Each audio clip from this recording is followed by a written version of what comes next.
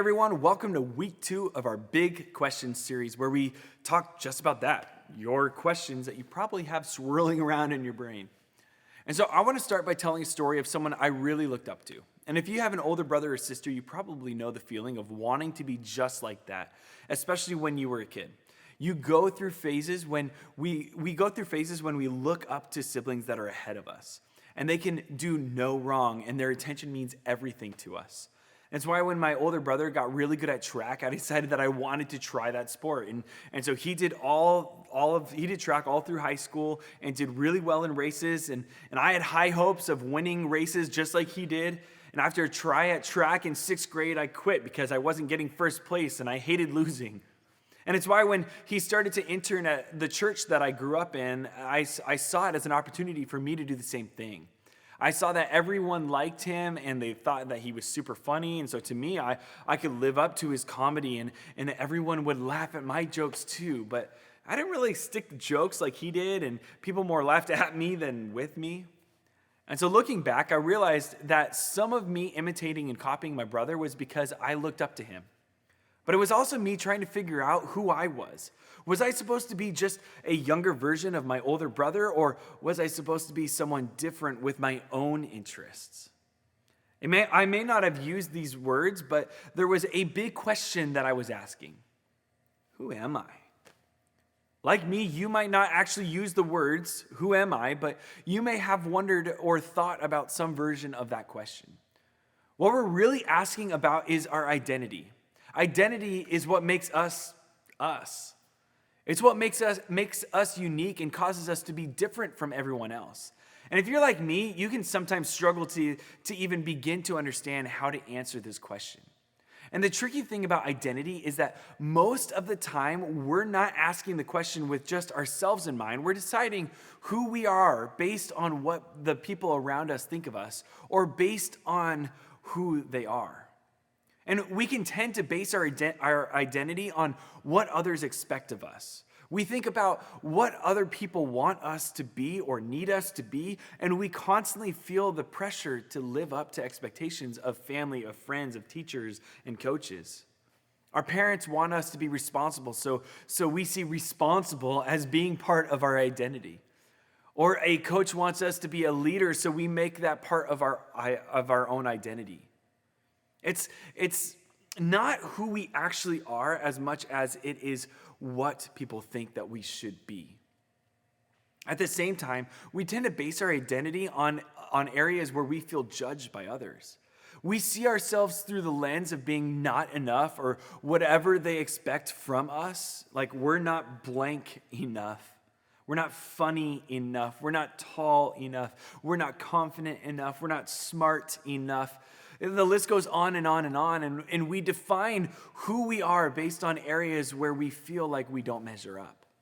And maybe you feel like you must act or be a certain way because of your race or cultural background.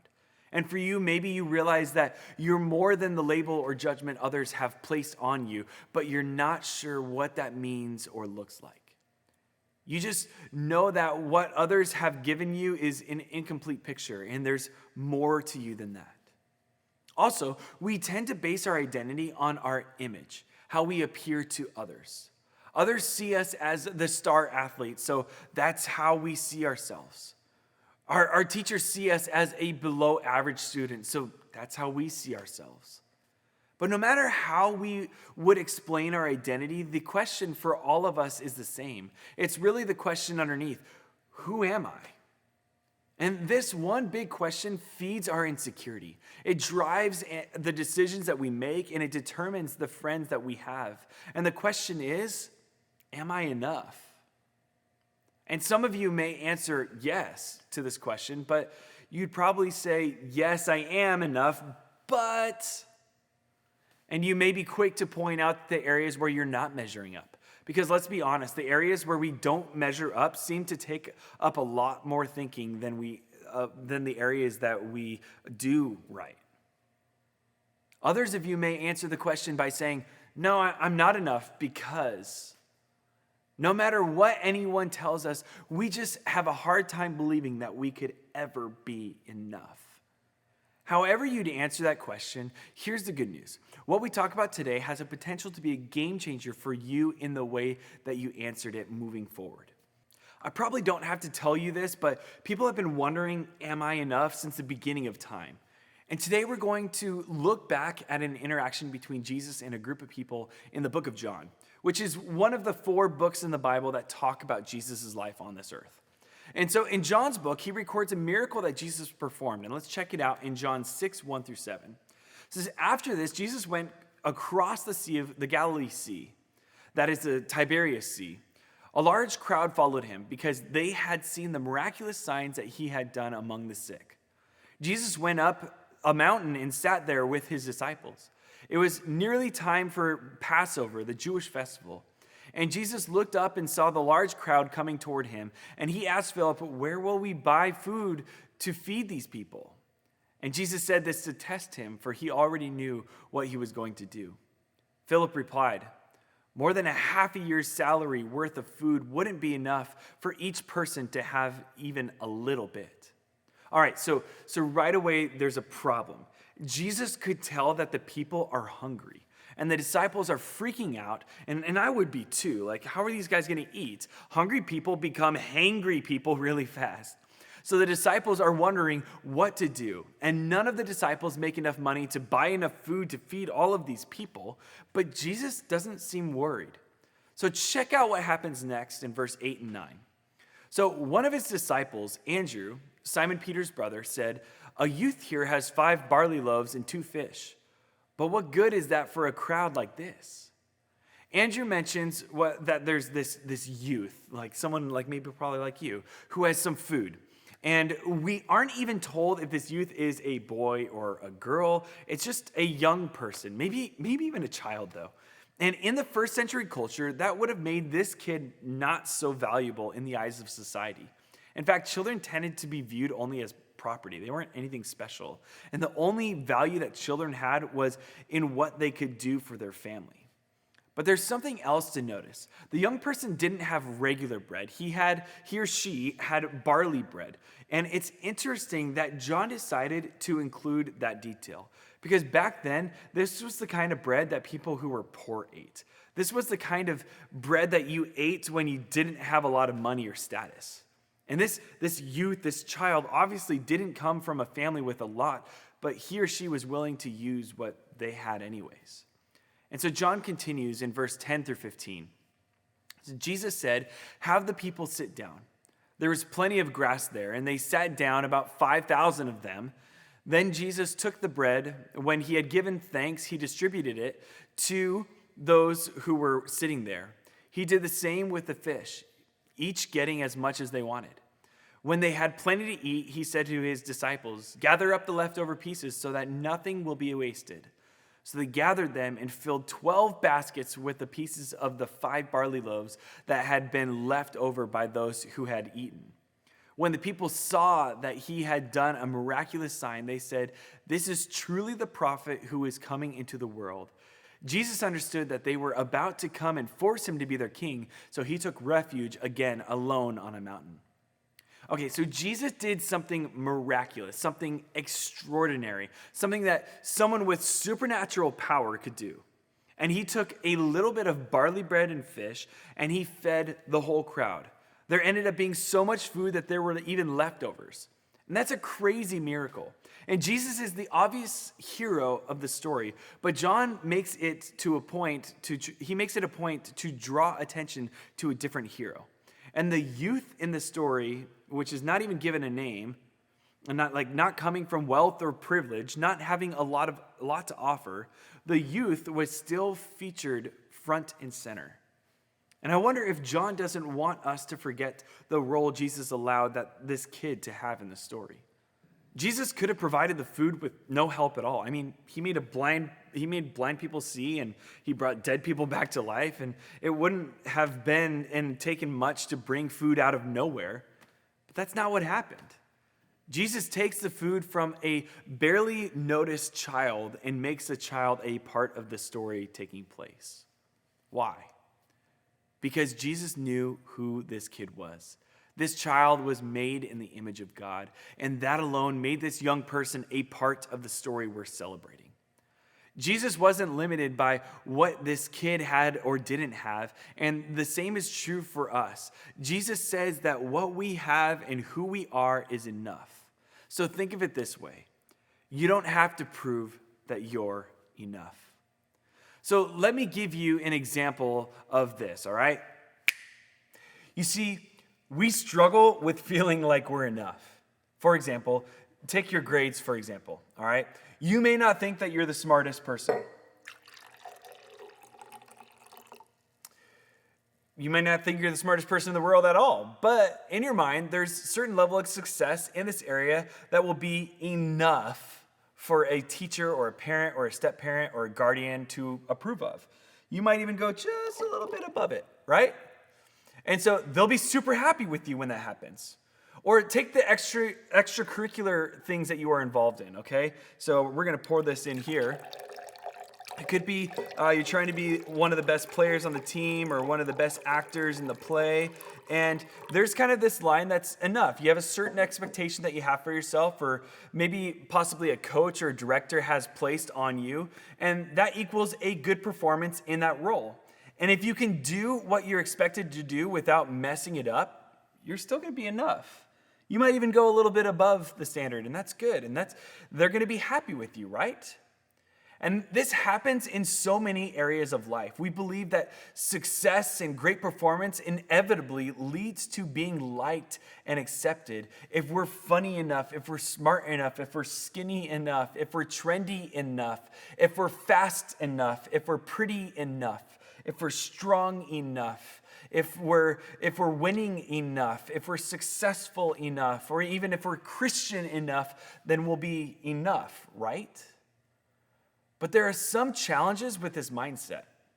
Number one, the first challenge, we compare ourselves to other people. And we know the areas where we do pretty well and get close to the enough line, but we also know the areas where we don't do as well. And we all tend to focus on the negative, and we focus on the people who seem to be above the enough line, way up here, which naturally leads us to compare ourselves with people who seem smarter or cooler or better or nicer or more popular or more responsible than us. And since we feel like we could never measure up to them, we decide that we will never be enough. This enough standard doesn't matter anymore. In other words, there's always someone who is better than us, which in turn makes us feel like we have to get better in order to move on up. And so that line for enough gets higher. And number two, the second challenge with this mindset that we compare ourselves to ourselves. We all have this invisible standard that we want to live up to. And as soon as we fail in that area, we decide that we're not enough. And let's say that you play a great game, but then that game becomes our new standard, which means that you expect yourself to play like that every single time. And so that standard changes, and what is enough ends up getting higher. And so if you're not living in that standard, in that enough line, that just kills you. It just doesn't feel like what you give is enough anymore. So you move that line higher and higher and higher in hope that you will feel enough next time. But because of that, you continually find yourself in a no-win situation. Everyone who's been watching this, or everyone in the room, maybe even watching with you right now, has felt this not enough at some point in their life. Even the people who seem like they have it all together. It's a universal experience where we feel like, hey, this is what we're giving and this is what enough is supposed to be. And if we're all honest, we have a hard time liking the person who doesn't measure up, the person who isn't enough, and that person is us. But when we add Jesus to the equation, we can stop trying to prove that we are enough. Because Jesus comes in and he removes this. He gets rid of it. He doesn't care about any of this. And he takes whatever we have and he makes it enough. And he just continues to pour into us until it overflows. And he just continues to pour. Because to him, it's not about if we're enough. Jesus takes our feelings of not enough and he says, no, you are enough. You are full. See, it's exhausting to have so much of our identity tied up to what other people think or expect or want from us. It makes us feel like the bar is always moving and the standard is always changing for who we should be.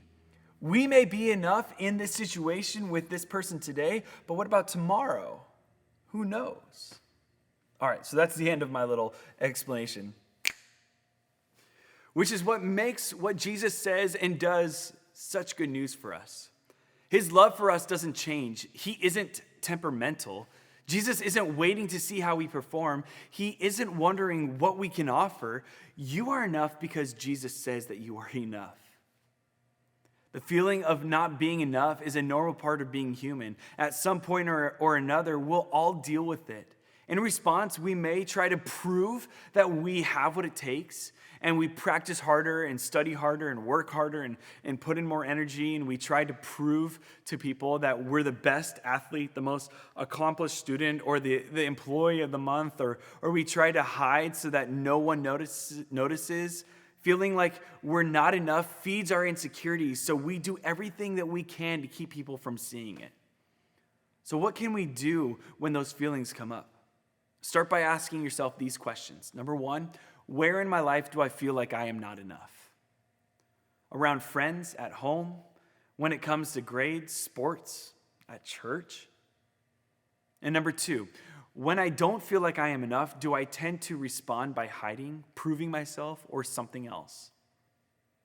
And number three, how different would my life look if I stopped trying to prove myself or hide in this area? Or to put it another way, what would it look like to believe Jesus when he says, I am enough?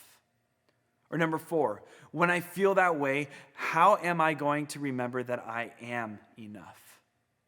A tip from my own experience, memorizing what God said is true about me helps when I start to believe differently. Ephesians 2:10 may be a good place to start. And here the Apostle Paul writes, for we are God's handiwork, created in Christ Jesus to do good works, which God prepared in advance for us to do. That first phrase is a great place to start. We are God's handiwork. We are a piece of art. When we battle the feelings of not being enough, one of the worst things that we can do is believe that we have to deal with it alone. And that's why we care so much about life groups and life group leaders, because everyone needs someone to remind them what is true when it doesn't feel true to them. We do these life groups every Wednesday night. And I imagine that even the youth in the story that we read wanted to provide for more than just himself or herself. And I imagine that this youth wanted to do something to help. That's why they offered their food to Jesus. But it's also important to note that Jesus was able to create a miracle, to create enough where there wasn't enough. Being enough is about more than feeling good about yourself, though that is important. But it's also about knowing that you have everything that you need to be a major force for good in the lives of others. Imagine what might be possible if you started to believe that you are enough and that God can use you to be a force of good in the lives of others. What if you walked into school believing that about yourself so that you could take a break from trying to prove or trying to hide and imagine what you may feel instead? I really believe it could change you and the people around you. You don't have to prove that you are enough. Jesus says that you are enough. And that's really great and really true news. So let me pray.